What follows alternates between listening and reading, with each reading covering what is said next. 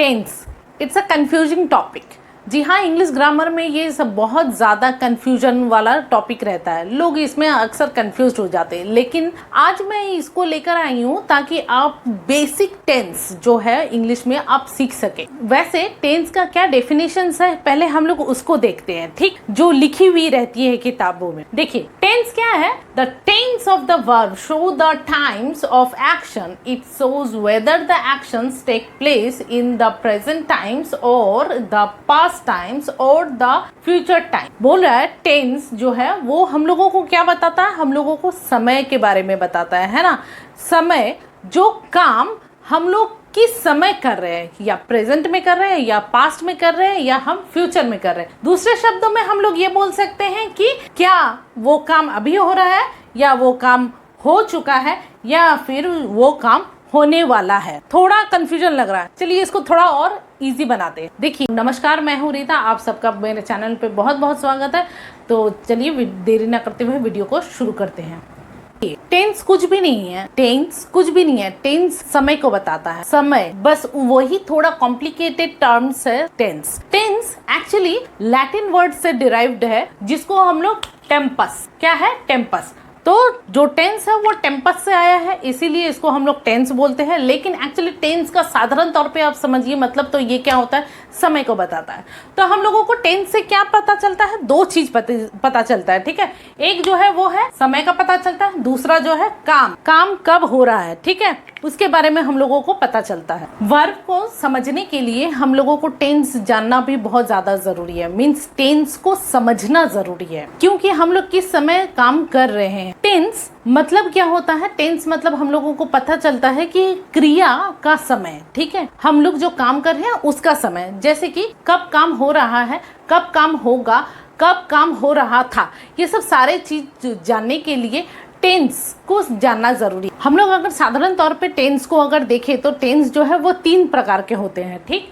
क्या होता है, प्रेजेंट टेंस, पास्ट टेंस और फ्यूचर टेंस। प्रेजेंट टेंस मतलब जो काम अभी चल रहा है, पास्ट टेंस मतलब जो काम हो चुका है, फ्यूचर टेंस मतलब जो काम होगा। अगर हम लोग यहाँ पर टेंस को देखें तो टेंस जो है पहले यहाँ पर चार भाग में बटा हुआ है। पहला हम लोग यहाँ पर देख लेते हैं, एक है indefinite, continuous, perfect, perfect continuous. तो उसी तरह से हम लोग पहले देखेंगे कि प्रेजेंट में कैसे होता है। तो पहला जो होगा वो होगा यहाँ पर present indefinite, present continuous, present perfect, present perfect continuous. तो इस तरह से ये क्या हो गया, टेंसेस का, प्रेजेंट टेंसेस का चार भाग में यहाँ पर बढ़ गया। इसी तरह से ये प्रेजेंट का अब हम लोग यहाँ पर यही चार जो है वो पास्ट में भी भाग किया हुआ है, ठीक। पास्ट में इसका हम लोग देखेंगे यहाँ पर। तो पहला हो गया यहाँ पर past indefinite, past continuous, past perfect, past perfect continuous, future indefinite, future continuous, future perfect, future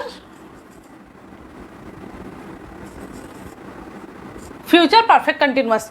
तो यहाँ पर टेंसेस के जो भाग है ना, वो भाग को हम लोगों को समझने में कोई दिक्कत नहीं आएगी, क्योंकि ये टेंसेस का जो भाग है वो बिल्कुल ही सारे ये जो है इंडेफिनिट, कंटिन्यूअस, परफेक्ट और परफेक्ट कंटिन्यूअस ये सेम ही रहता है। लेकिन सिर्फ यहाँ पर क्या होगा, future indefinite, future continuous, future perfect continuous, present का वैसे ही हो गया, पास्ट में भी वैसे ही हो गया। तो हम लोग स्कूल में जो है बहुत बारी क्या है, हम लोग बहुत सारे रूल्स और फार्मूलाज के साथ पढ़े हैं, जो कि बहुत कंफ्यूजिंग था। एक्चुअली जब हम लोग रूल्स और फार्मूला के साथ पढ़े हैं तो वहाँ पर एस या ई एस या फिर वर्ब के साथ ING ये सब लगाने की बहुत ज़्यादा हम लोगों को रूल्स फार्मूला फॉलो अप करना पड़ा था। लेकिन आपको हम बहुत सिंपल तरीके से सिखा रहे हैं ताकि ये फार्मूला को भूल जाइए और टेंसेस बिना फार्मूले के एग्जाम्पल के थ्रू आप समझिए। तो पहले हम लोग जो है ना वो पहले हम लोग ऐसे सीखे थे, present indefinite, present continuous, present perfect and continuous, ये चारों एक साथ हम लोग किए थे।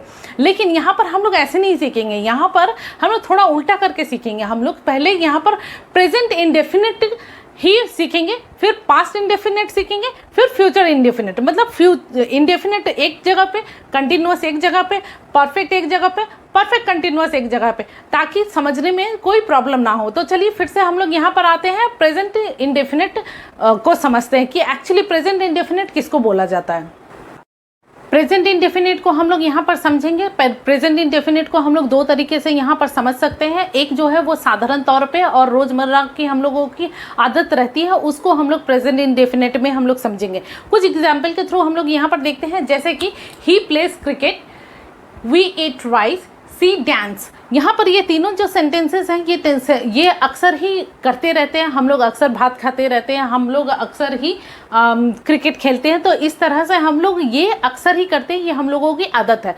दूसरा जो है वो है जो परमानेंट अवस्था, वर्तमान अवस्था रहती है, उसके बारे में उसको भी हम लोग प्रेजेंट इंडेफिनिट ही दिखाता है। जैसे कि she is good girl, new Delhi is the capital of India. तो ये दोनों ही जो सेंटेंसेस हैं ये अवस्था को दर्शा रही है। इसका मतलब वो एक अच्छी लड़की है और दिल्ली जो है वो भारत का राजधानी है। तो ये दोनों ही वर्तमान अवस्था को दिखा रहा है। इसलिए ये जो है, इससे हम लोगों को समझ में आ जाएगा कि हम लोग प्रेजेंट इंडेफिनिट किसको बोल रहे हैं। तो चलिए कुछ एग्जाम्पल के थ्रू हम लोग प्रेजेंट इंडेफिनिट को समझेंगे कि प्रेजेंट इंडेफिनिट कैसे होती है। तो प्रेजेंट इंडेफिनिट को हम लोग एग्जाम्पल के थ्रू समझेंगे, कोई रूल्स और कोई फॉर्मूला के थ्रू नहीं तो बहुत कॉम्प्लिकेटेड हो जाएगी। और सिंपल तरीके से हम लोग इसको समझने की चेष्टा करेंगे। जैसे पहला एग्जाम्पल ले लिए हैं हम लोग, जैसे कि बोल रहे हैं I play cricket, we play cricket, they play cricket, he plays cricket. जी हाँ, यहाँ पर समझने वाली बात है, ही प्लेस क्रिकेट। यहाँ पर क्या लग गया, यहाँ वर्ब के साथ क्या लग गया, एस लग गया है ना।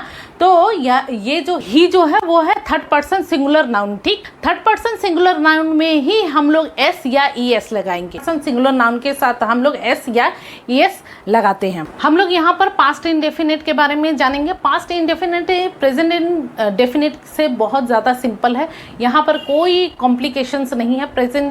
प्रेजेंट से पास्ट इजी है। तो यहाँ पर हम लोग पास्ट इंडेफिनिट को कुछ एग्जाम्पल्स के थ्रू समझेंगे, कोई फॉर्मूला के थ्रू नहीं। एग्जाम्पल के थ्रू अगर हम लोग यहाँ समझेंगे तो हम लोग ज़्यादा अच्छी तरीके से समझ पाएंगे। तो चलिए हम लोग यहाँ पर एग्जाम्पल ले लेते हैं। तो हम लोग यहाँ पर देखते हैं कि जैसे क्या हुआ, I played cricket, he played cricket, they played cricket, he played cricket. तो यहाँ पर देखिए ये सभी जो वर्ब है उसमें हम लोग प्लेड लगाए हैं। वर्ब का कौन सा फॉर्म है, वर्ब का सेकंड फॉर्म। ठीक, वर्ब का सेकंड फॉर्म हम लोग इस्तेमाल करेंगे। यहाँ पर पर्सन के साथ कोई भी वर्ड्स में चेंज नहीं है, तो सभी में हम लोग वर्ब का सेकंड फॉर्म इस्तेमाल करेंगे। यही हुआ पास्ट टेंस, पास्ट इंडिफिनिट।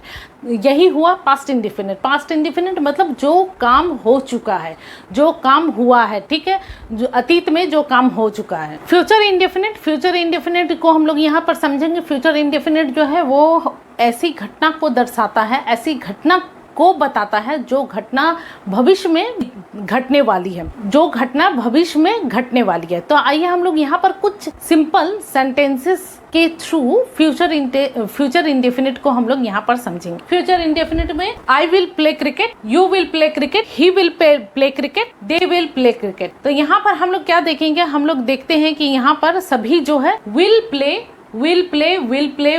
मतलब कोई भी पर्सन जो है, पर्सन के साथ सिंपल हम लोग विल प्ले को लगाएंगे। ठीक, तो यहाँ पर भी ये बहुत सिंपल सा है। फ्यूचर इंडेफिनिट इसको बोला गया, एकदम साधारण है, सिंपल है। ठीक, तो हम लोग यहाँ पर फ्यूचर इंडेफिनिट को, हम लोग तीनों ही इंडेफिनिट को बहुत अच्छी तरीके से समझ गए होंगे। फ्यूचर इंडेफिनिट में हम लोग सिर्फ विल का लगाते हैं। वैसे बहुत पहले इंग्लिश में आई और वी के साथ हम लोग शैल लगाते थे। ठीक है, बहुत पहले हम लोग आई के साथ हम लोग शैल लगाते थे, वी के साथ शैल लगाते थे। लेकिन अभी जो है वो चेंजेस हो गई है, तो हम लोग आई के साथ विल लगाएंगे और वी के साथ भी हम लोग यहाँ पर विल लगाएंगे। यहाँ पर शैल लगाने की कोई ज़रूरत नहीं है। ठीक, आशा करती हूँ कि ये वीडियो आपको अच्छी लगी होगी और इन्फॉर्मेटिव लगी होगी। तो प्लीज़ मेरे वीडियो को लाइक, शेयर एंड सब्सक्राइब जरूर कीजिएगा और अपने फ्रेंड्स के साथ शेयर जरूर कीजिएगा। Thank you. वंदे मातरम।